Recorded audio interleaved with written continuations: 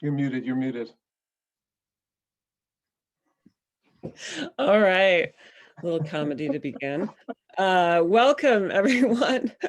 Thank you all so much for coming. It's good to have you here in our virtual space. My name is Jessica Baldanzi, and I've been teaching in the English department at Goshen College since 2006. A couple of technical notes before we get started. First, we're going to be using the closed captioning function for tonight's talk. So if you find the subtitles distracting, please click the closed captioning tab at the bottom of your screen and then click Hide Subtitles. We'll put these instructions into the chat as well. And you'll also be able to find links to some of Phil's books in the chat. I will remind you of that again later. Second, I hope you can stay for a question and answer session after Phil's talk, and please use the Q&A tab to ask questions. Before we begin, I would like to also acknowledge the Potawatomi people who were living on the land in Goshen, Indiana, from which I'm speaking right now, when the US government took it by treaty in September 1828. Our guest speaker tonight, who has written both poetry and prose about disputed lands in other parts of the world, writes of literature that calls us to a wider memory and a wider sense of belonging, where no one is erased by another's dream of a place. That's a quote.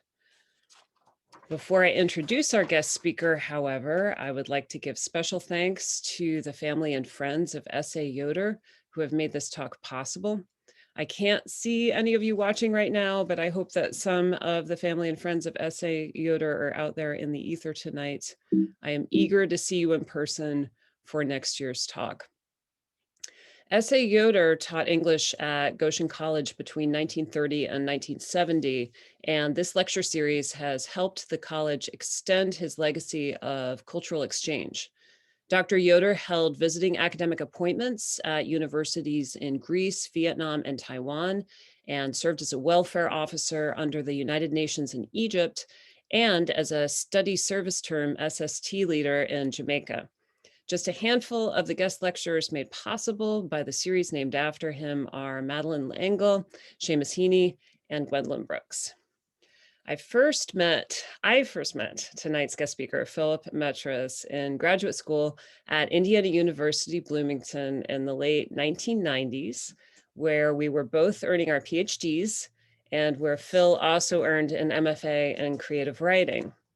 Phil and I got to know each other better when we worked with a small group of graduate students to help Professor Susan Gubar develop and teach an undergraduate class called Writing Disaster.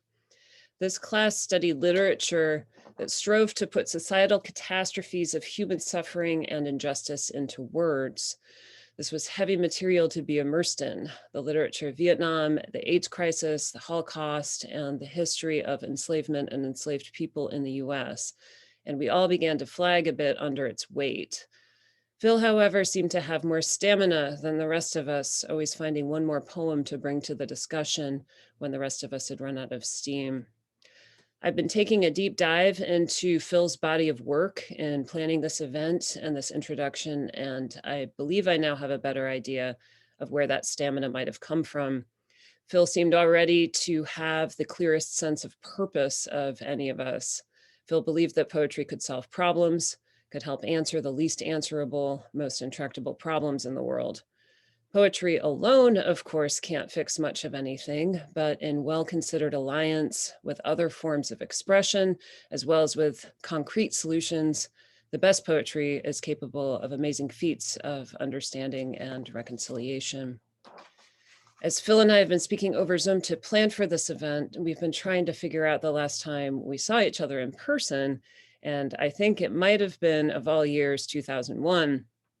20 years later, and for Phil, 10 books, a Guggenheim Fellowship, and at least 15 other prestigious awards later, it's a pleasure to bring him to Goshen College, a place likewise striving to live out a mission of equity and justice for all humans, even if the conversations that help get us there prove challenging. In the afterword of his most recent book of poetry, Shrapnel Maps, Phil closes on a series of questions, which I'm going to quote now to help set the intention for the rest of this hour. Quote, how can we listen better, attentive to the shards of pain, and invite the gentle glowing of kindness? What do we say to those who remain in the thickets of suffering? How can we dismantle the structures that destroy others and ourselves? What can we do in this brief space of our breathing? What will we make instead? Unquote. Let's listen together, and I hope you can also stay for a brief question and answer session after this talk and reading. It's a pleasure and honor to introduce Philip Metris. Thanks, Jessica. I'm so honored to be with all of you tonight.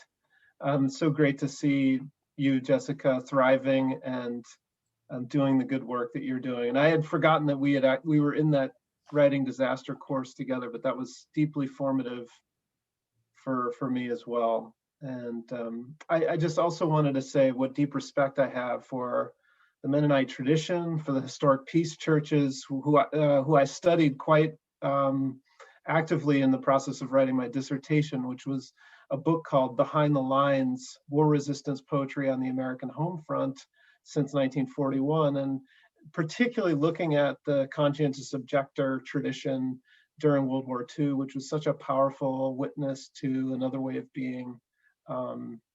Also, props to groups like Christian peacemaker teams. And I think from my own tradition, the Roman Catholic tradition, we're steeped constantly in a conversation around just war theory. And so it's quite a relief to be speaking to an audience that can think about both justice and peacemaking in dialogue with each other in a vibrant way, and from a tradition that's thinking about that. So I'm going to be reading a little bit to you tonight, reading a little bit of an essay that's called The Wall of Silence, which you can find online, reading some poems and sharing some brief anecdotes about how I came to study Israel and Palestine, how I came to be connected with it in all sorts of ways.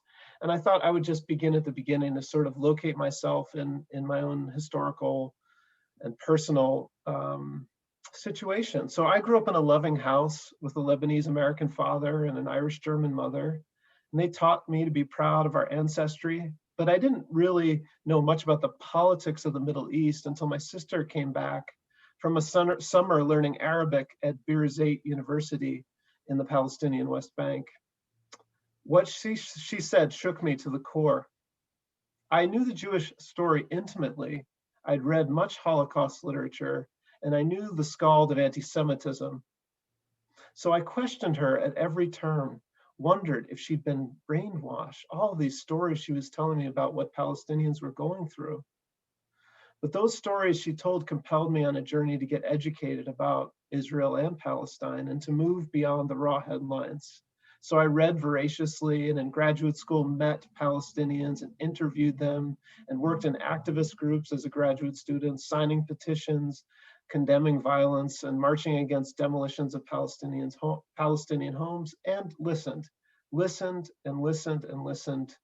as I tried to make sense of two separate but overlapping realities, two truths with a small t. 10 years later, my sister got back in touch with a man she'd met at Birzeit. After a whirlwind romance, they got engaged, and we all flew out to the wedding in 2003. I have to say it was a surreal and magical time in which I tasted a little bit of the bitterness of the occupation and also the sweetness of Palestinian family life in a small village. I had machine guns pointed at me at checkpoints. I saw the separation wall that devoured parts of my brother-in-law's land, and village roads that were torn up by military bulldozers. That experience never left me, and I think I want to begin by just sharing a couple poems from that experience. And in the process, maybe share just a couple pictures as well.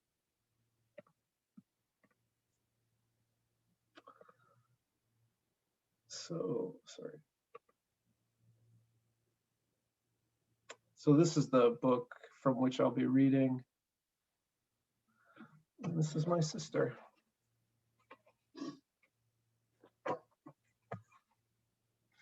This is from a long poem that's in the book about this wedding called A Concordance of Leaves.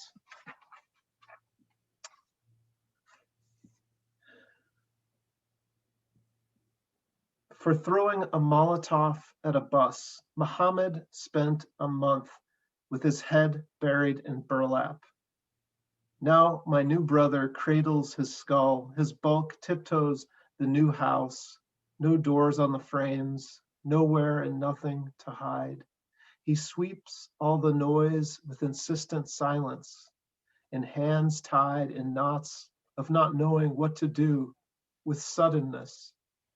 Now his wife Amal and her black eyes gleam in the dark room. To her breast she quiets Carmel, which means God's vineyard. Scarved sisters are radiant with wide mouths and waves and teeth and singing. And though there is the great unhappiness framed in silent, unsmiling faces hammered on insides of houses, watching over all preparations, night is lifting, the women are drumming the tabla, their voices inviting a heart to break itself and open a space another could nest inside. Because there is a word for love in this tongue that entwines two people as one, and there is a word for love in this tongue that nests in the chambers of the heart, and a word for love in this tongue that wanders the earth, for love in this tongue in which you lose yourself in this tongue, and a word that carries sorrow within its vowels, and a word for love that exudes from your pores, and a word for love that shares its name with falling.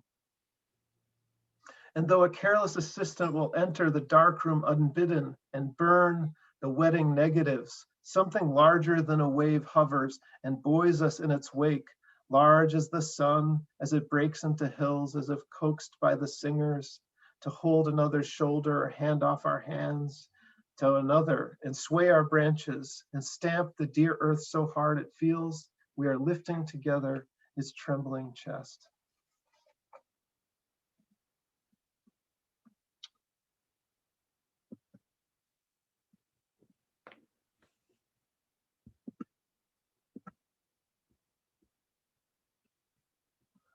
As a result of this experience, this unforgettable experience with this community, and seeing the impact of military occupation on Palestinians in the West Bank, I began to teach a course called Israeli and Palestinian Literatures in 2006, knowing that I wanted to deepen my own understanding and practice a pedagogy for the moral imagination, as John Paul Lederach calls it, to teach my students something of what I had learned and for them to teach me something of what they would be learning.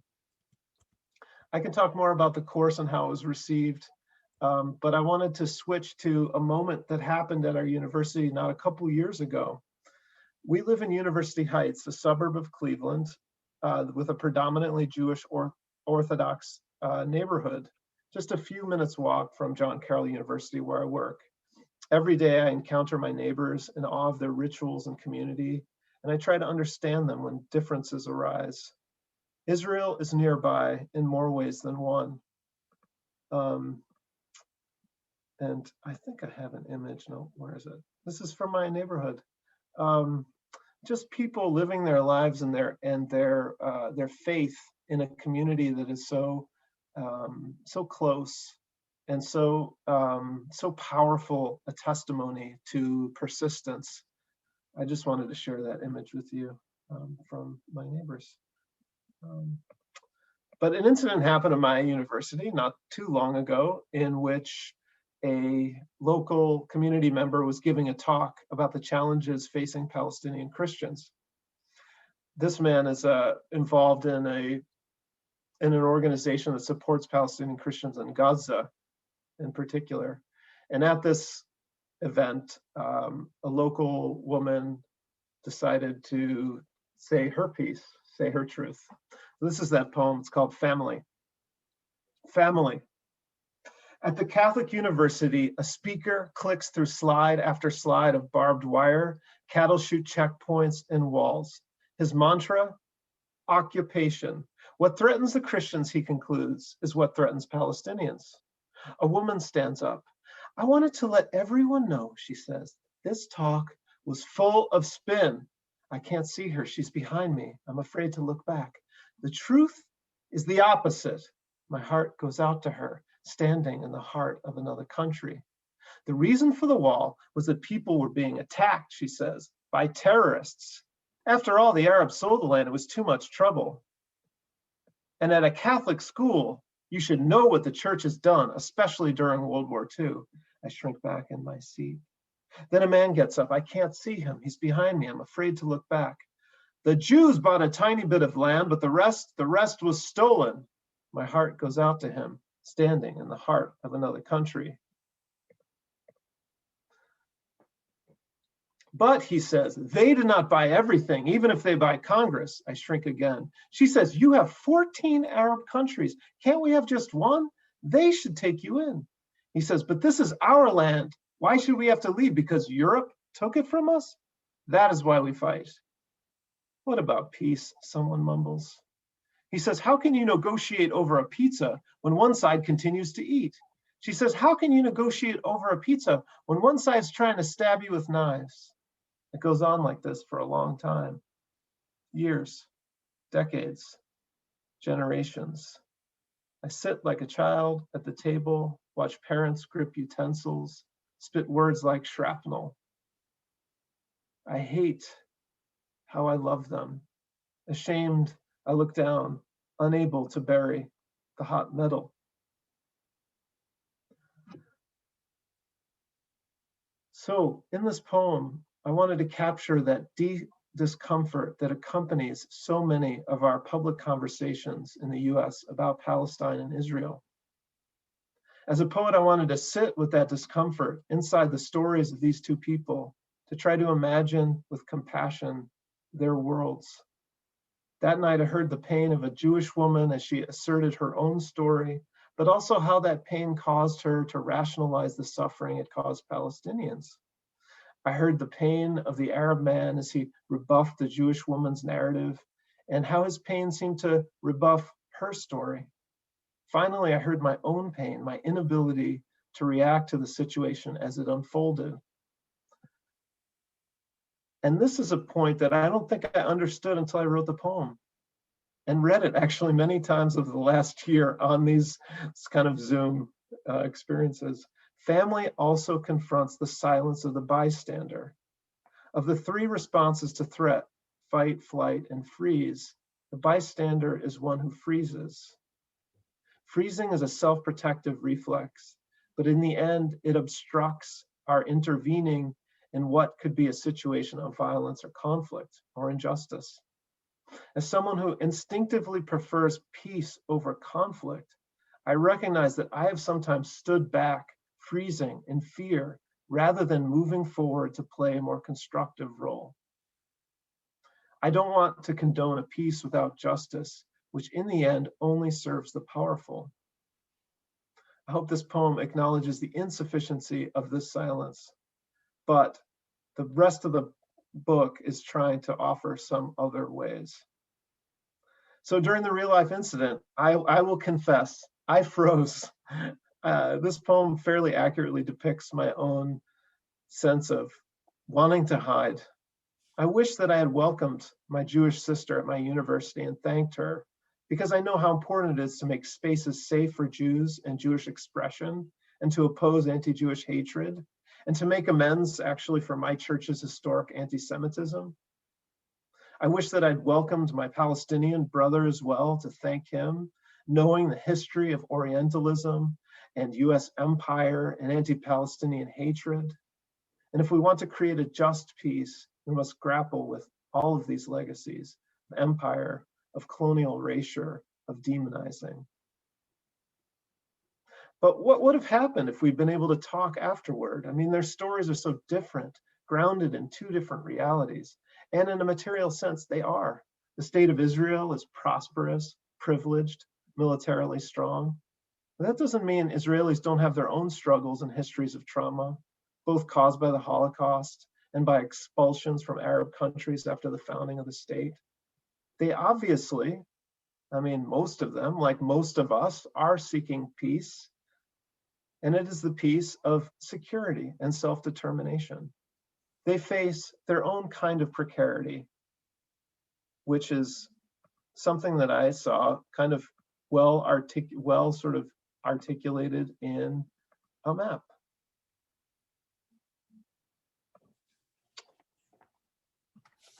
This is that map.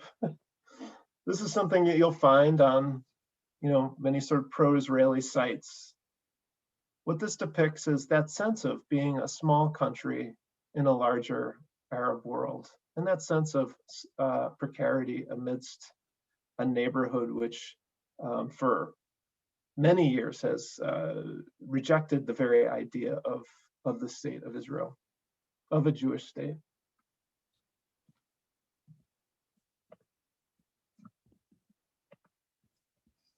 Sorry, it's hard to go back and forth between things. However, for most of Israel's non-Arab citizens, most of Israel's non-Arab citizens largely conduct lives in which Palestinians are an abstraction, part of a generalized sense of a world that opposes them. But Palestinians, on the other hand, have always had to deal with the reality of Israel, whether they are refugees or Israeli citizens or currently living under military occupation. The Israelis they meet today, sadly, are nearly always military figures imposing their will. For Palestinians, peace, we would say, looks like justice. And for Palestinians, the Nakba of 1948, the catastrophe that led to the dispossession of over 700,000 Palestinians, the destruction of over 400 villages, and ongoing exile continues. Year by year, Israel annexes more land, dispossesses more Palestinians, and diminishes any future Palestinian sovereignty. Their reality perhaps looks something like this.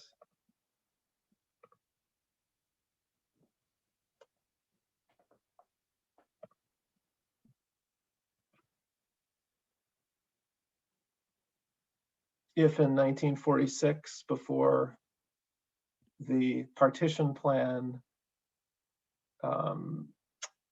Palestinians lived in and owned most of the land. But the UN partition plan of 1947 suggested a two-state solution, which Arabs largely thought was unfair given the amount of land that they owned and the fact that they lived there. After the victory of Israel in 1948 and 49, Palestinian land has increasingly disappeared. There's a kind of an amazing little map that reminded me of this map of our own history.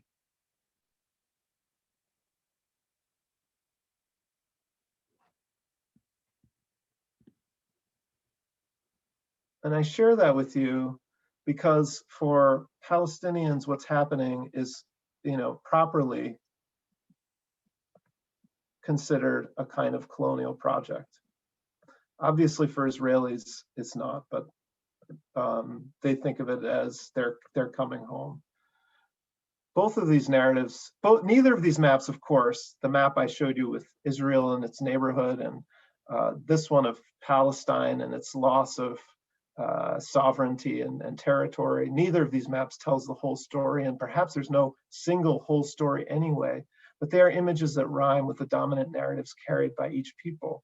And this is one of the reasons why my book is called Shrapnel Maps, is I'm really trying to think about the ways in which people project a certain idea of reality onto spaces. And mapping is one way in which, in the West, we've done that to dominate not only land, but people.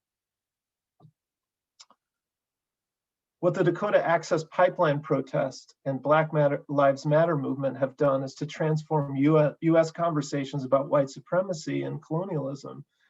And what many groups are trying to do is similar, I think, to try to understand what the US role in Israel and Palestine has been over the past century. I should say the US role and the British role, which the US inherited from 1920 to 1948.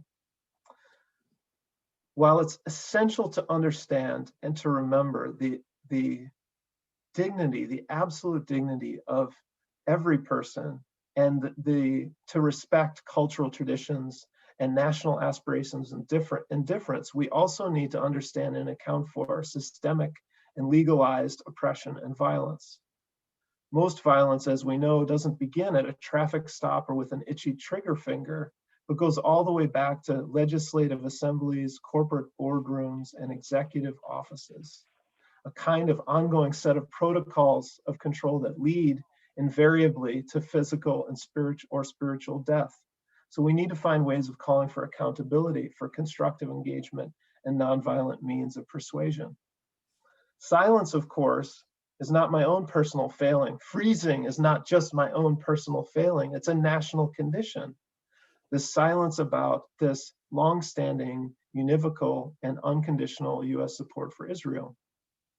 Reasonable people can disagree about foreign policy, but to completely neglect human rights and the political implications of this policy for Palestinians is to ensure that the US stands against an occupied and stateless people who have no leverage in its negotiations with its ally. That is to say, we don't use our leverage in negotiations with Israel. This may explain or at least help set a context for understanding what has been sometimes a violent resistance against that occupation by Israel. So there's almost no debate about the billions and billions of dollars of US military aid to Israel. And despite the fact that Trump was uniquely damaging to the Palestinian cause, the Biden administration doesn't offer Palestinians much hope either. Now, perhaps if you're a political scientist, you would say this has everything to do with the realpolitik of the situation, which is to say an ally is an ally. We'll let them get away with human rights abuses as long as they're our ally. But that's not good enough for me. So in this book, in Shrapnel Maps, I really wanted to not only investigate and explore some of the ways in which each people articulates its own truth through a variety of kind of perspectives, but I also wanted to shed a light on the Palestinian and Israeli activists whose courageous work for a just peace offers us another path. And I'd like to share two of them now. Back to my slideshow, which I have to toggle back and forth to. All right, this is from a video that was taken in the mid-2000s, maybe about 12 years ago, during a series of protests that were occurring while Israel was building a separation barrier, a wall between itself and Palestinians. The reason why this wall was particularly controversial is that it was often built on Palestinian territory, separating Palestinians from their property, from their olive groves, from their other communities, rather than being built on what is called the Green Line, which is a separation line, a line of armistice. So Palestinians in this little village were engaging in their Friday night protest, and a woman named Huwaida Araf, who's a Palestinian American, working with an organization she started called the International Solidarity Movement with her husband, Adam Shapiro, a Jewish American man, decided to accompany these protesters. And what she did at this protest struck me as so incredibly moving that I was called to write a poem about it. So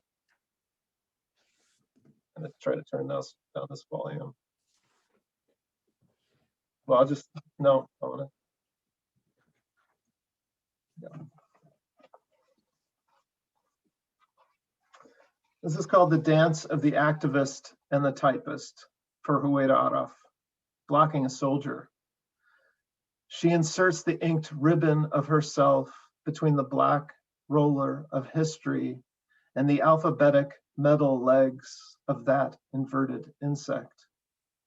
Rifles thrash the air. The targets scatter. She can't help it. Something in her grows each time she turns to face the rifle, grows as she covers its permanent erection.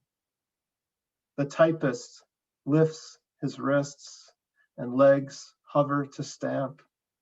Where the rifle moves, she moves, a mirror following the lead of inevitable lead. She's the rifle, unfired, shield of flesh, her arms overhead, before the muzzle, as if she could cradle a bullet.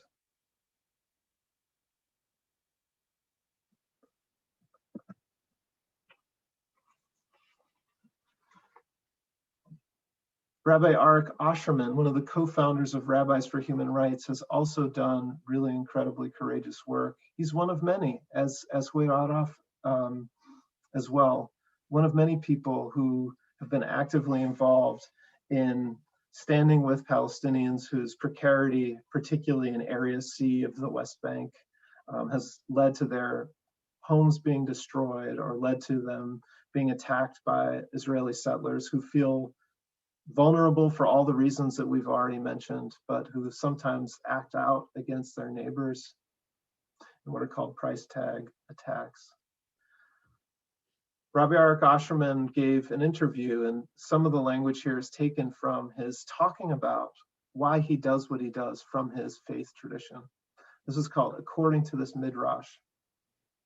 The Midrash says, when Hagar and Ishmael are banished into the desert, before God builds a well, the angels cry, "What are you doing? Don't you know the Suris, the Jewish people, are going to suffer at the hands of the children of Ishmael?" And God, according to this Midrash, says, right now, in front of me, there's a child. Right now, this child is innocent.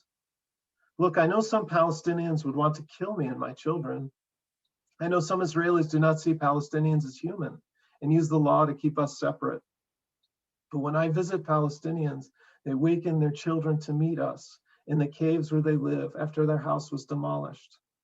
We sit on packed suitcases as they serve me tea. Their son, who'd been tied to a windshield by the army, and the man in the kippah who'd come to his aid.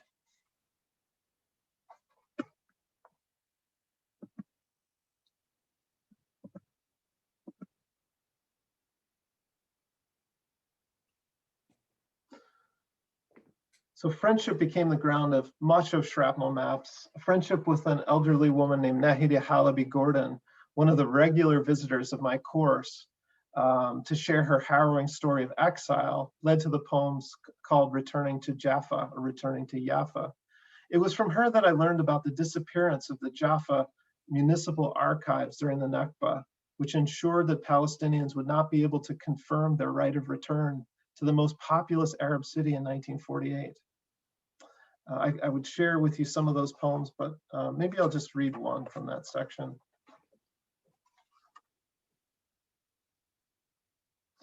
She went back 3 times and told the story of each of those going back, each of those times going back. Each time the house that she grew up in until she was about 9 was different. So here's the last time she went.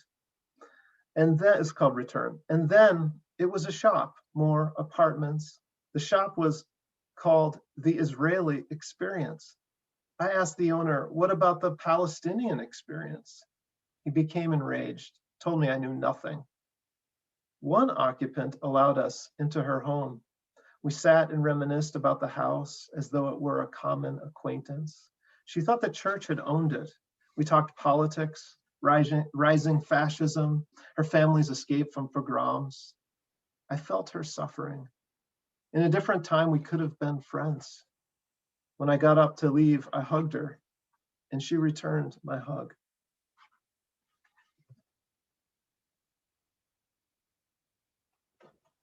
Another friendship with a wonderful poet and translator, Palestinian American named Fadi Judah, led to my understanding a little bit more about the losses that Palestinians carry with them throughout the world. I learned about Fadi's ancestral village in his email, which was Izdude. I'm not going to tell you the rest of it, but Izdude. And I said, what is Izdude to him? And he said, that's where my family came from, who fled in 1948. And so I wrote a poem in honor of this place, Is Dude, and my relationship with Fatty, this just absolutely gorgeous poet. I just want to show you one image from the village now, because I reference it in the poem. This will be the last image, I guess.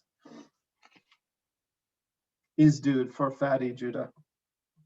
Dear descendant of the disappeared, you ascend the pillar of your own air, spin and span whole abysses with lines translating there to here and here to where wind winds in dry waddies, hoists sea in dry handful after invisible handful. Is Dude now your email address and digital images of branches through windows within school ruins? A refugee points with his cane to what he only can see. You argue against the argument against yourself you yourself make, and home in. Kiss my blind eyes clear, close keyholes with opening. You cradle in vowels.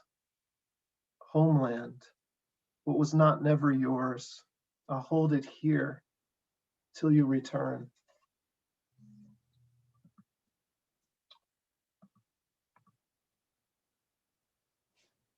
As I was completing the book, I recognized the many silences and the many blind spots which the work would invariably contain. I'd wanted to create a text that might create spaces where silences could be broken, where people could be seen, but I became aware of the fact of the impossibility of seeing totally everyone's reality.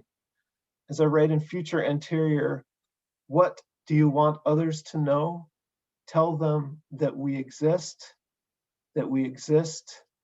even between the words of their text. That, of course, includes my own text. And the response to this book, Shrapnel Maps, has been various.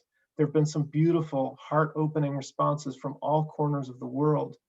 One among many shared that, quote, the written, that is to say, unspoken Hebrew word for hope is the same as the word for despair. This is a brave book. A poet from Gaza, Mostab Abu Toha, named me a Gazan for its depiction of Gaza. But there have also been at least one deeply critical review. And I realized in coming to grips with its traumatic pain was something that was really important for me to do as a writer, to understand that this work would not be able to speak for everyone or maybe even anyone except for my own understanding.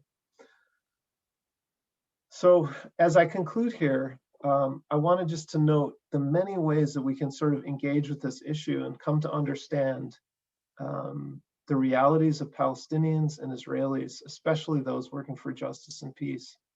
There's a US organization called Eyewitness Palestine that's created virtual delegations to visit its partners on the ground during COVID. I've personally done ones to Jerusalem, Bethlehem, and Jaffa. Breaking the Silence, an organization run by veterans of the Israeli Defense Force, continues to share its research on the impacts of the military occupation on the lives of ordinary Palestinians. The Jewish Voice for Peace and other progressive political organizations, the Friends of Sabeel North America, which is a Palestinian Christian organization, shares ways to learn more about how to get involved and make change. There's also a wonderful podcast, which I recently discovered called Al Shabaka, which is called, that's the name of the organization. The podcast is called Rethinking Palestine, and it explores political analyses from Palestinian points of view. There are, of course, many Palestinian writers and artists who are eminently worth reading and engaging, as well as Israeli authors who are eminently worth reading and engaging. When we breach this wall of silence that is in our country, the question of Palestine will not be a distant enigma. It will seem as close as our own American history. As we begin to break the silence around our own history and systems of control, we will begin to see its projections and erasures all around us. So, what walls in us are ready to be broken? What fields will be visible unfolding before us? Can we reach a place where all can be seen and all can belong, where peace and justice can meet? And how will we speak of it? Thank you.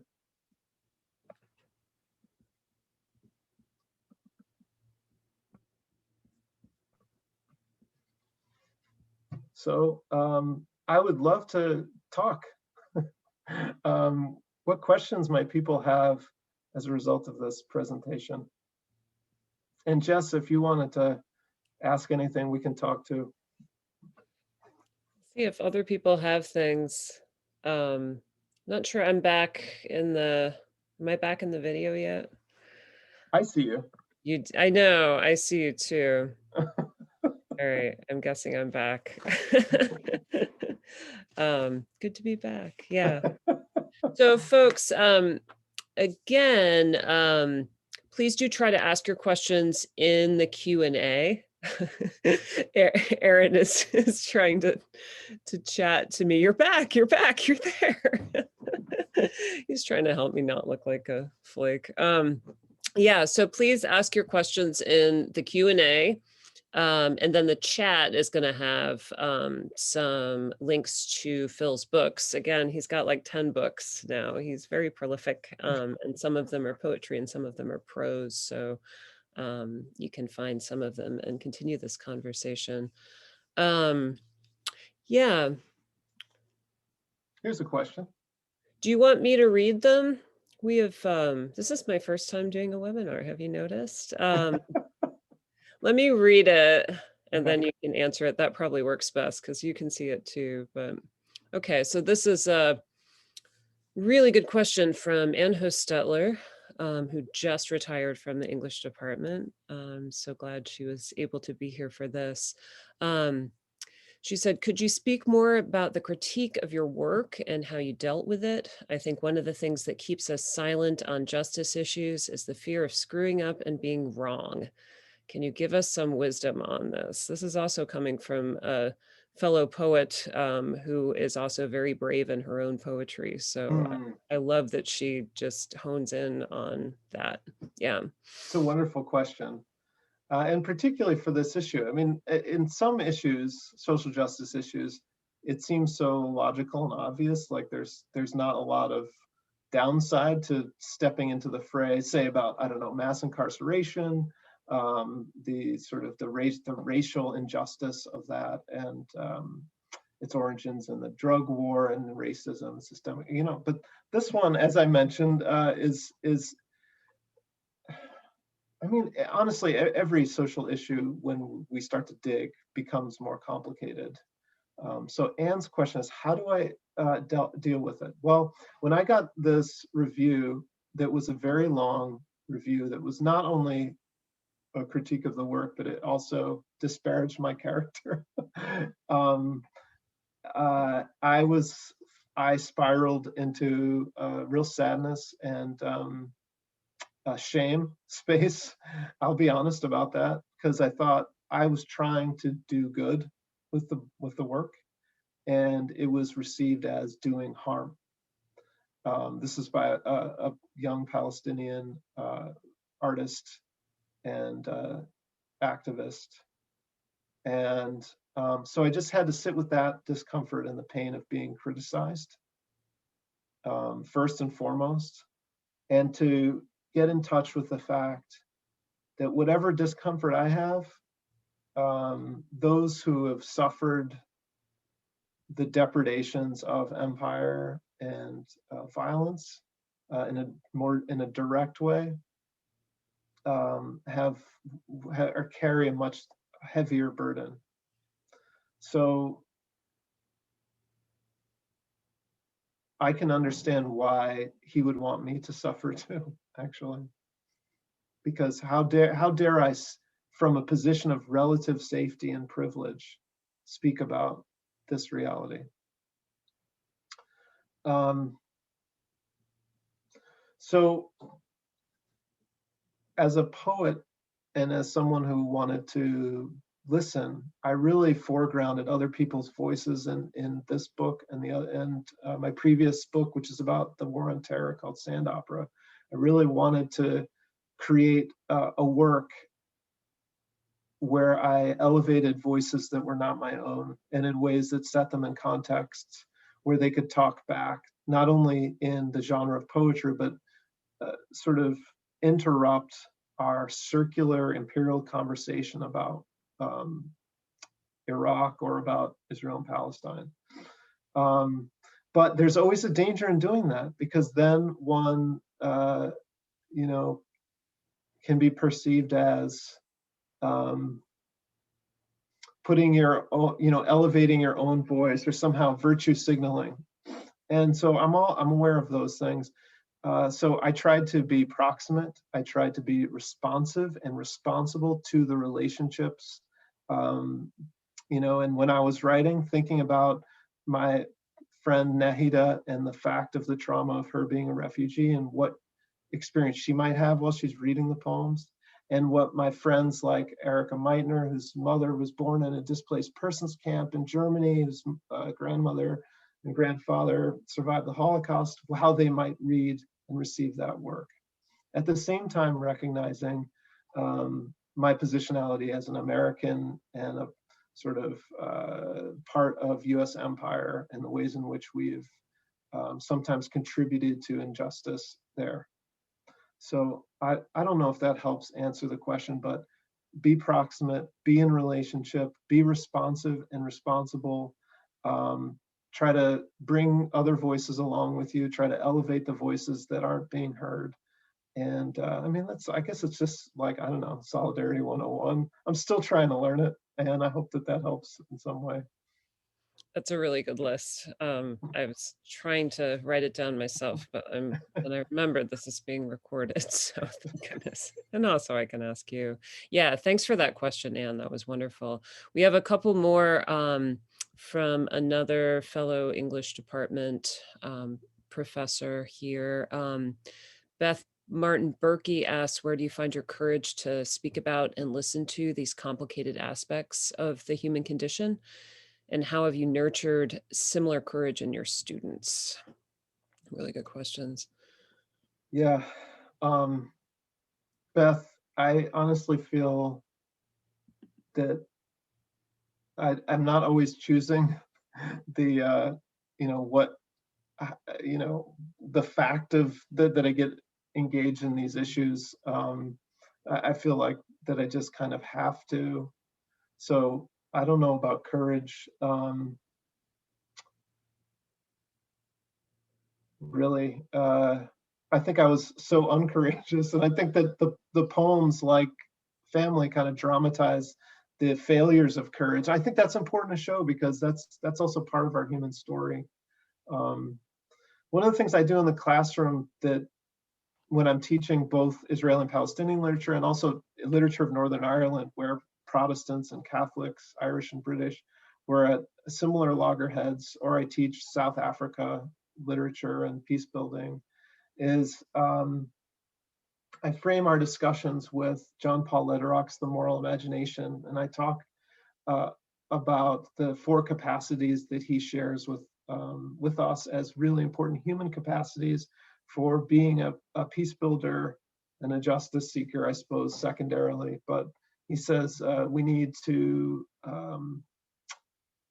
exercise and dilate our compassion for even the enemies, even those who we're in relationship with in a negative way.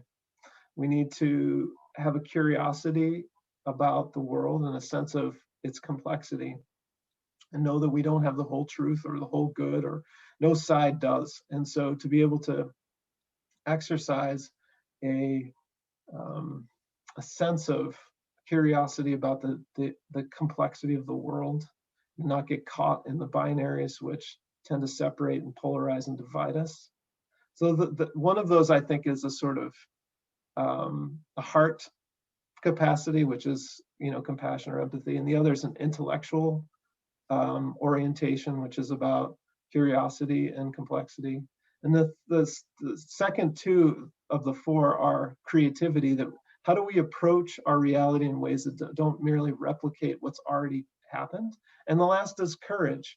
And what he means by courage is moral courage. That is to say, how do we act in ways that demonstrate to those we're in conflict with that not only are we trustworthy, but that we want something other than the current situation. And so that sort of frames everything. So whenever we read anything, no matter how difficult and painful it is, I invite us to think about, does this text, does this film, does this historical narrative offer an opening to help us understand a way other than what we've had before, which is violence, conflict, hopelessness, trauma, despair. So that's what I do. And so constantly I invite them into the space of being a peace builder, and I hope that helps. That's not necessarily the same as doing the work of justice seeking, and in that respect, it's more about how do we teach our students to become advocates not only for themselves but allies in relationship with communities that don't have the same access to power that they might have. Should we go to the next one?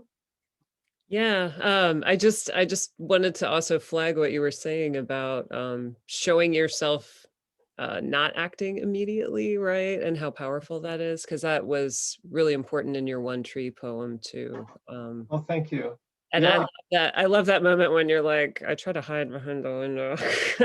right. Or yeah, my wife's out there arguing and I want to say it's not me. Right. So yeah, no, that's really powerful. And Thank I think that modeling that sense of our failures enables us not to be, what's the word? Sort of caught in the dilemma of that shame, and just to say, sometimes we fail to stand up when we need to stand up. Yeah, in that poem, my wife is the justice seeker, and I am the coward hiding behind a peacemaking stance. Yeah. Yeah. And yeah, it's just, I think it's brave of you to put that in there, right? And if for those of you who haven't read Phil's poem One Tree, it's on the Poetry Unbound site, which is an offshoot of On Being. So definitely look for that. Here is one from Emily. What role do you see your poetry having in this conflict? What audience do you want it to reach? For example, is it to educate or comfort? Is it for Israelis, Palestinians, or sympathetic or uneducated outsiders? Great question. And Emily, I don't think I was entirely sure what specific audience I was aiming for when I started writing, except trying to imagine, as I said before, Nehida and, one of my Jewish friends kind of being part of this general audience. I don't know, like some poets might say, who's their audience? Themselves or God. I think I became aware of the fact that I wanted to write a book that would have a pedagogical function. That is to say, would teach the reader to accompany me through the book as I became aware of the deeper and further layers of the conflict, back to not only 1948, but back to the fact of the persistence of people longing to belong to places and being in tension or conflict with others who long to belong to those same places with different stories. So I also became aware, just living in my neighborhood, that I did want active liberal Zionist Jews who are my friends on every issue except for this one, to sort of have a conversation with them as well. Palestinians, actually, interestingly, some younger Palestinians only know the Palestinian story in the parts that they receive from their family. And I'm talking about diaspora Palestinians here, like Palestinian Americans. And so sometimes the book and my class teaches them stuff that, not sometimes, almost always it teaches them stuff that they probably don't really know, or they haven't really totally thought about. So I hope that it has something to to for everyone to learn from, whether you don't know anything or whether you're ardent or identified with one community or the other. Um, and you said, is it to educate or comfort? I would say this is a book that offers, the only comfort is in the possibility of dilating our sense of compassion. I think the material's going to be discomforting for a lot of people, but I think there's something comforting in knowing that you can abide in this complexity without being destroyed by it, I guess. So, yeah. That's a beautiful way to put it. Yeah, thank you for that question, Emily. Here's another one. Thank you for all the questions, English department people. This is from Peter Miller, another English department colleague. How do you make old literature, for example, Whitman, speak to the present, and how do we effectively speak to the past? Sounds like a professorial question.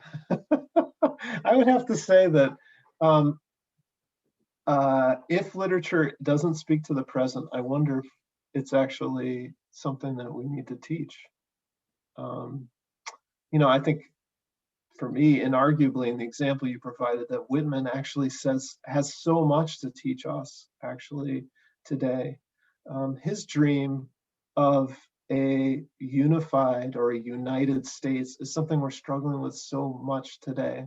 And at the same time, he was also participating in all sorts of imperial thinking, and had in his own life stated denigrating sort of thoughts about Native Americans and Black people, even though in the poems sometimes there are these moments where you think this person can love, and stand with anyone. So someone like Whitman to me is like, um, or Emily Dickinson, for whom there's a show about now on Apple Plus, my daughter loves. I think that the great literature continues to speak to our ongoing human predicament and questions, those persistent questions of being human. How do we reach students with them? Is just to keep making those connections alive to them.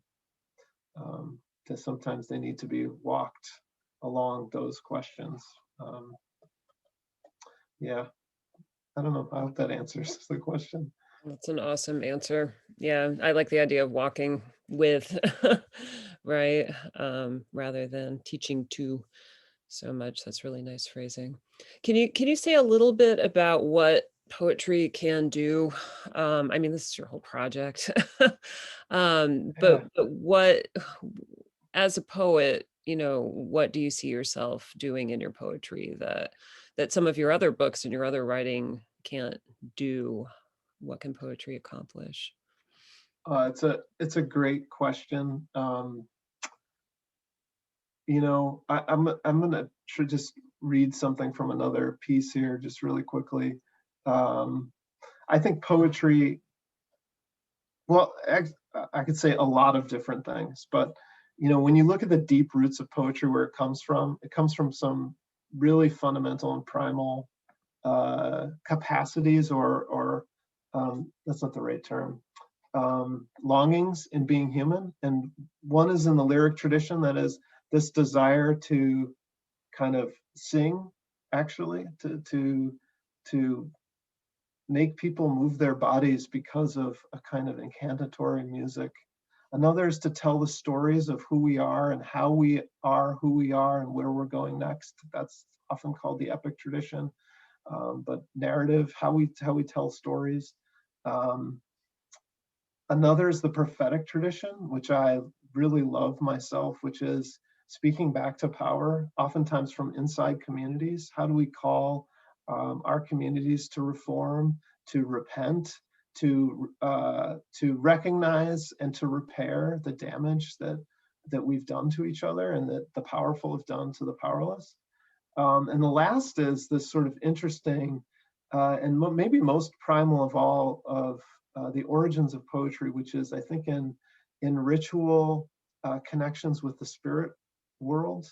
And in that ritual connection with the spirit world, we get an understanding of what we're meant to do, and also the possibility of healing, both individually and communally. And I know those sound sort of anthropological, but I hope that my poetry does these things. It helps us step back from the hectic chaos of our own lives to recognize the beauty that's in the world and the sense of design that also exists alongside the pain and the disorder and the difficulty. I hope that it speaks truth to power, and calls us to repent and reform and to repair. And I hope that it heals people on some level. I hope it returns ourselves to ourselves in ways that that help us kind of live out, whatever it is that we're meant to live out in our brief span of life. Thank you. That's probably another essay entirely, but It was a big question. No, that's a beautiful answer. That, it's one of those questions that maybe poetry itself can answer, right? Yeah, one more question here. Where is the best place to get some of Philip's books? Yeah, we are gonna put some links in the chat. We encourage you to shop through bookshop.com. It's an organization that supports local bookstores all across the country, all across the US. So we've put some links to Shrapnel Maps, Sand Opera, and then also a more academic book of Philip's, The Sound of Listening, Poetry as Refuge and Resistance. And Philip, you also had the other one about War and Peace. I saw that it was back ordered on Bookshop, but what's the title of that one again? You mentioned it in your talk. Behind the Lines, War, Yeah. Resistance, Poetry in the American Homefront. That's a scholarly tome, and certainly you can order it for your library, but it's like, I think it's $40. But yeah, it's that Behind the Lines, War, Resistance, Poetry in the American Homefront. Yeah, and thank you to all of you, and thanks again, Jessica, for having me.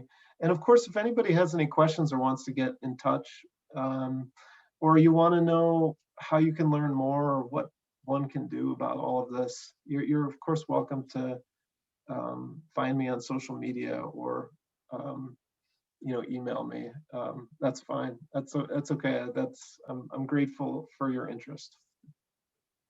Great. Thank you so much, all of you, for coming. And Phil, I'm so glad this one of the few things that Facebook has done right is keeping us in touch. Yes. So yeah, it was wonderful to have you here, and that was a wonderful talk. And thank you so much, especially for your answers to these really, really great questions we got.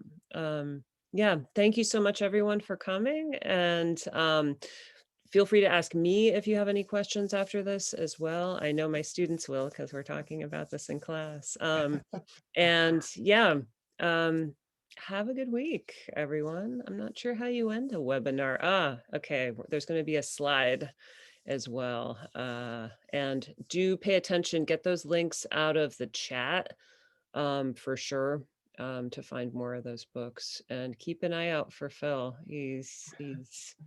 He's prolific. So there's going to be more stuff coming soon. Yeah. Inshallah, as they say, inshallah. Yeah. Thank you so much, everyone. Bye-bye.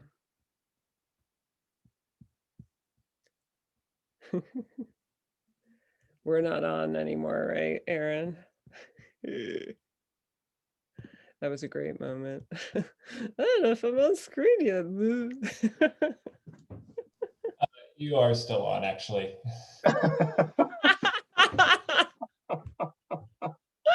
It's okay. It's okay.